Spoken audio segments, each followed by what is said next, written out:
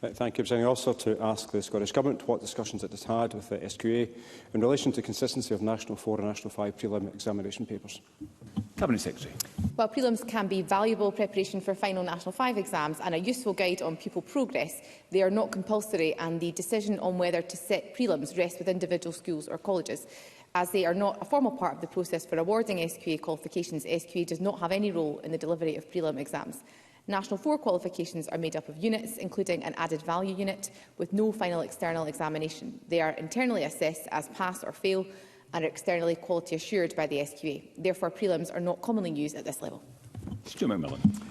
I thank the Cabinet Secretary for that reply. And the quality and the consistency of the prelim exam papers becomes important to students who find themselves in the need of an appeal, particularly through that process if they're unable to actually sit the SQA final exam. And certainly that's been the situation with one of my constituents who got an A in the prelim, but on appeal got a B after the SQA said, and I quote, the marking criteria had not been consistently applied and that the level of demand of the assessment they generated the evidence was less than the course assessment.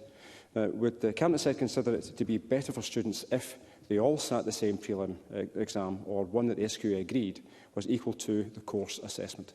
Cabinet Secretary. I thank the member for his question. I think it is worth reiterating that the SQA doesn't have any role in the delivery of our prelim exams. However, it's also worth saying that since the introduction of the, as they were then, new national qualifications back in 2013-14, apart from the temporary pandemic arrangements, prelims and any alternative evidence have not formed part of the appeals process.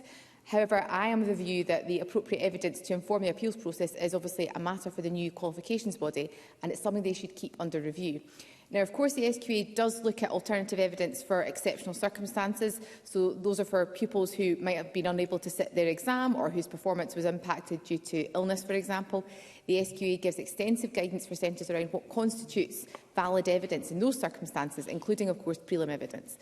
The SQA also gives a range of support to centres around about understanding standards to support teachers in setting assessments and understanding the level for the learner against the national standard. But fundamentally, there is a wider programme of education reform which is currently underway, and I believe that will require to consider approaches to assessment in much more detail as part of any changes to the qualifications which might come forward. In the meantime, I would encourage Mr McMillan's constituent to discuss this matter directly with their school or local authority.